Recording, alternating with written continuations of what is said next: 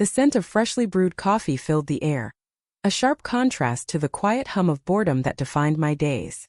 My life in the suburbs was, to put it mildly, uneventful. Years spent training elite tactical teams and facing real dangers in distant corners of the world had somehow led to me tending roses in a sleepy neighborhood. Don't get me wrong, I valued the calm. After the chaos of my past, a tranquil existence was a welcome shift. My modest single-story home, tucked neatly in a cul-de-sac, was my haven. I'd even reluctantly embraced the idea of a well-kept lawn. It was all part of the suburban mask, the carefully crafted illusion of normalcy. But beneath that polished surface lay a web of precautions, seamlessly woven into my daily routine. Not out of paranoia, but from habit and a touch of caution. My alarm system, for instance, wasn't some off-the-shelf model. It was a custom network of sensors, pressure plates, and discrete cameras, all linked to a central system I could monitor from anywhere. Motion detectors didn't just sense movement, they used advanced AI to tell a wandering cat from a human intruder. Then there were subtler measures, reinforced doors, shatter-resistant windows, and a collection of non-lethal deterrents. Think strobe lights bright enough to disorient even a seasoned pro and sonic devices that could make your head throb. All legal, of course, just uncomfortable. I'd gone as far as burying ground sensors around my property's perimeter, separate from the main system. They were my silent sentinels, alerting me to approaching footsteps. The neighbors probably thought I was obsessed with gardening. They had no idea I'd built a defense network fit for a small fortress. The cameras were my masterpiece, hidden in birdhouses, lawn ornaments, even the mailbox. They fed into a secure server, recording and analyzing everything, flagging anything suspicious with facial recognition and behavioral oral analysis. Overkill? Maybe?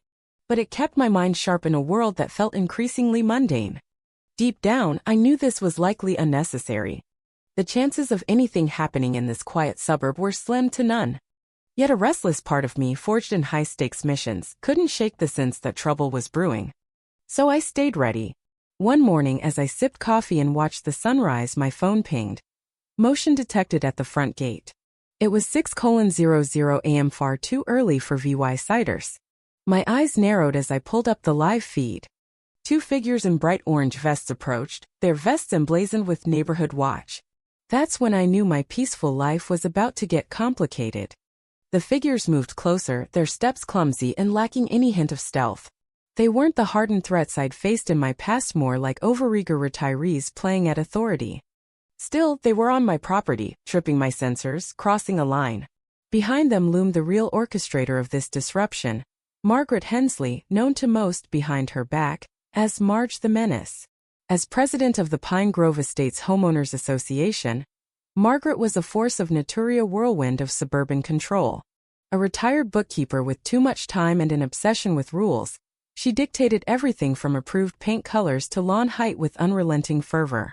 For 5 years, Margaret had ruled the HOA with an iron grip, enforcing bizarre regulations, fines for unapproved holiday lights, mandatory group lawn mowing events, even a ban on unsightly pool floats. She saw herself as the guardian of Pine Grove's image, a bulwark against anything she deemed improper: overgrown hedges, mismatched blinds, kids playing past dusk.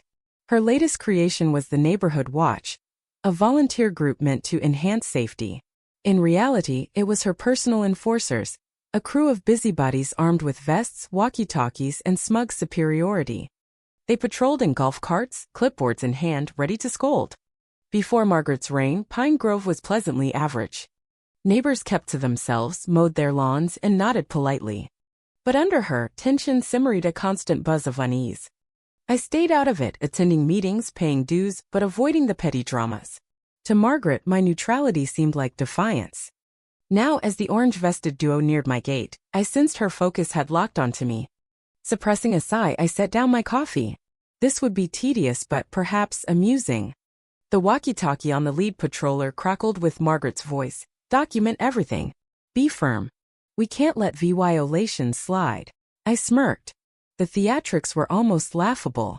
The leader, a heavy-set man named Carl, fumbled with a clipboard and cleared his throat. Good morning, sir.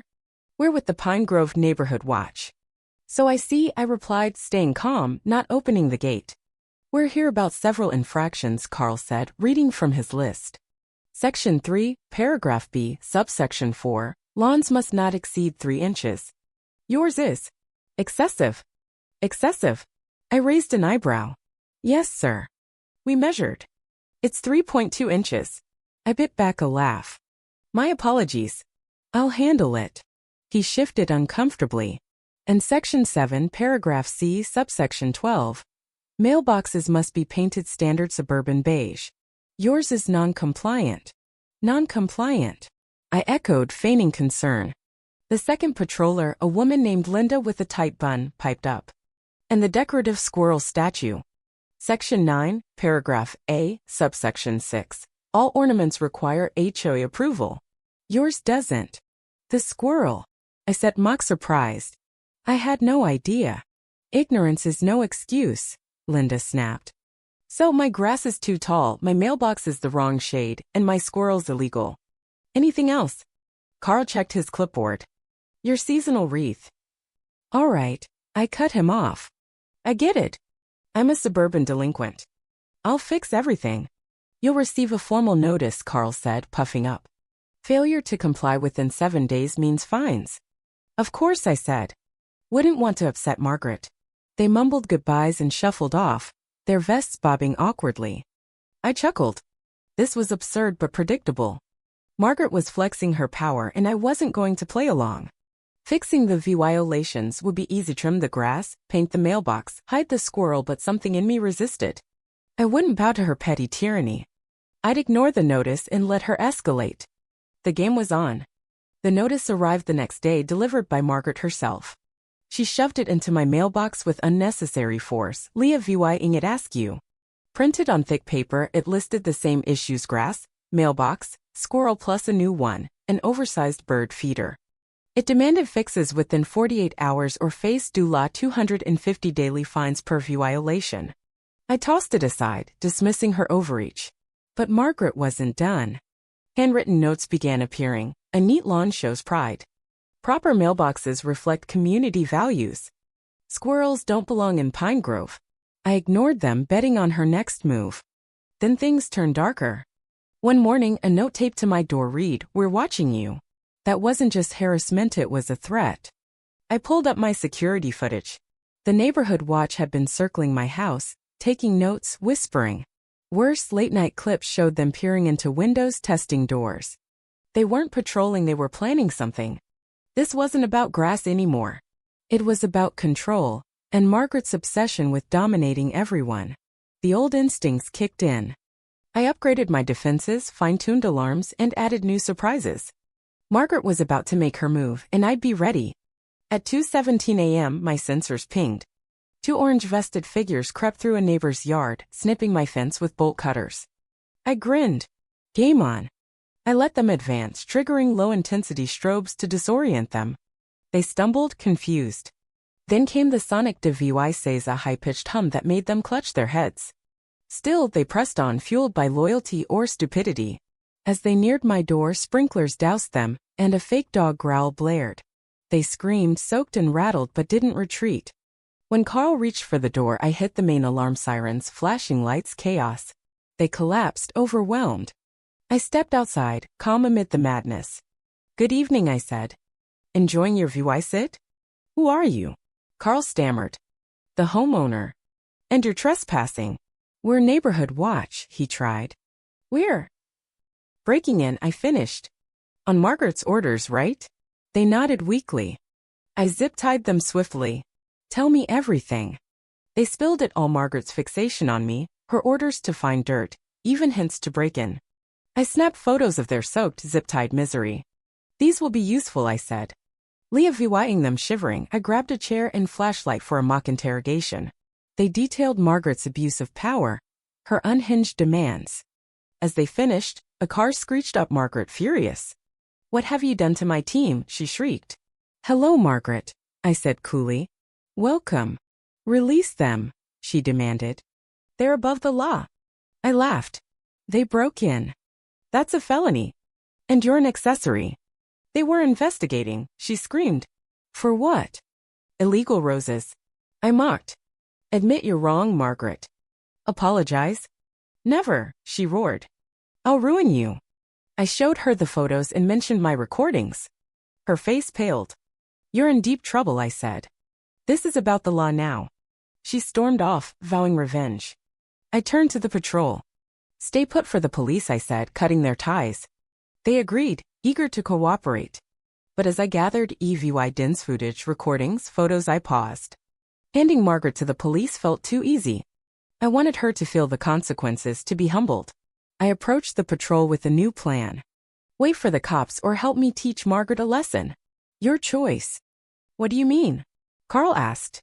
"A training exercise," I said, grinning. "Humiliating, challenging, and unforgettable." They exchanged looks, then nodded. "We're in." I turned my backyard into an obstacle course: mud pits, water buckets, lawn furniture barriers. The patrol, now in oversized sweats, faced suburban SWAT training. Push-ups, teamwork drills, and a muddy crawl tested them. They struggled but grew confident. For the finale, I set up a cardboard Margaret cutout. "Tell her you're done being puppets," I said. They charged, yelling defiance, muddy and triumphant. As dawn broke, I sent them to clean up and called 911, reporting the break-in. Police arrived and I presented my evidence, skipping the training antics. They were stunned by my setup. "This is Fort Knox Level 1, said. The patrol confessed, implicating Margaret. She appeared, screaming, only to be arrested for conspiracy. "This isn't over," she yelled as they drove off. The story exploded online. HOA tyrant busted after break-in. My past as a tactical trainer leaked, making me a reluctant hero. Margaret's reputation tanked. The HOA imploded. Lawsuits flew, and I sued for harassment, donating my settlement to homeowner advocacy. The HOA reformed, banning Margaret's rules and rebuilding trust. Pine Grove healed. Neighbors reconnected, and I became an advocate for HOA reform, speaking and writing on homeowner rights. Margaret fled to Florida, still causing trouble. The patrol rebuilt their lives, grateful for my mercy. Years later, the saga faded to legend, but its lessons lingered. Sitting on my porch sipping tea, I smiled. The quiet life had surprises, and I'd found purpose in suburban justice.